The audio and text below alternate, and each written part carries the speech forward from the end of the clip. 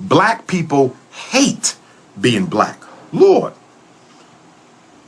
did you know skin bleaching? Is it a 4 million or $4 billion industry? I forget. I didn't know this. I think it's billion. Is it billion? I think it's billion. If I'm not mistaken, skin bleaching is a $4 billion industry. $4 billion. Black people, $4 billion a year to lighten your skin. $30 billion to straighten your hair. You hate being black. Oh God, you hate being black. This is why the white power structure has been able to manipulate us out of the power conversation with words like multicultural, people of color, non-white Americans, disadvantaged communities. Yes, you love those words. Black people love to be called a person of color. Black people love to be called a minority. Black people love to be called non-white American. Black people love to be called a disadvantaged American. You like to be called anything except black or African. You hate it. And because the white man knows you hate being black, he slides you over into this category called minority. And he gives all the minority set-aside money. He gives all the minority set-aside money. He gives all the minority set-aside money to all the other groups, and we don't get nothing. And then we get mad when we don't get nothing.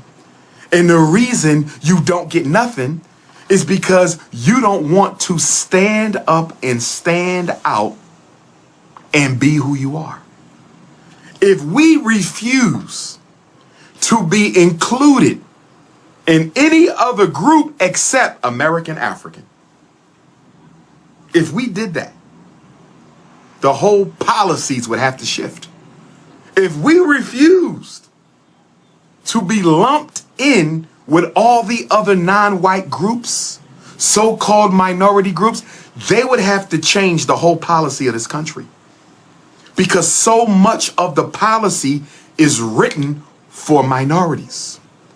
The American African should be a protected category, a uniquely protected category due to our uniquely different history and experience. Nobody in this country has been through what we've been through. Nobody. Nobody in this country has been through what we've been through. Nobody. Our unique history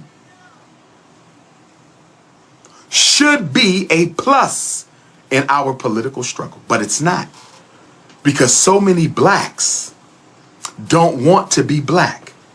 And you actually think if you act white enough, they will forget you are black. This is how sick the Negro is. This is how insane the Negropean is.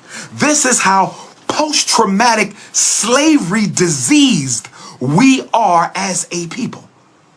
Just because you act white don't mean white people are going to forget you're black. But some of you believe this.